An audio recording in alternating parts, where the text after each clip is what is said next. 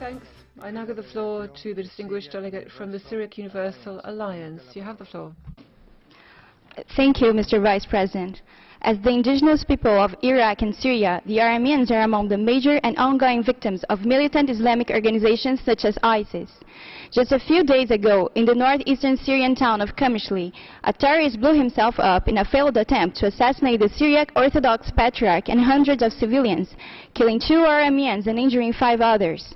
This failed attack was planned to take place at a commemoration ceremony of the still unrecognized Ottoman genocide of 1915, when 70% of the Aramean people were exterminated from their historic homeland in the same region of Qamishli, a town that was founded in 1926 by Arameans and where their existence, in addition to ISIS, is also threatened by the ongoing intimidation and aggression by the Kurdish YPG forces. The Arameans have been reduced from a substantial majority to a vulnerable and threatened minority in their homeland.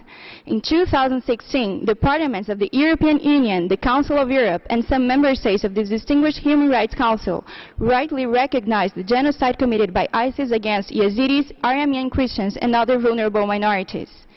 In order to preserve the vanishing cultural mosaic of Syria and Iraq, we appeal to the distinguished members of this Human Rights Council to, firstly, ask the UN Security Council to acknowledge the genocide perpetrated by ISIS against Yazidis, Arameans, and other vulnerable minorities.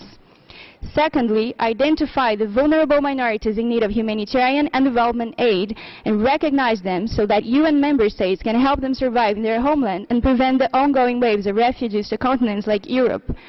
Thirdly, support the victims of Iraq's Mosul province when it will be retaken from ISIS by helping hundreds of thousands of Yazidis, Arameans, and other displaced groups to return home and by guaranteeing their right to protection by a United Nations peacekeeping force. Thank you, Mr. Vice President. Muchas gracias. Thank you.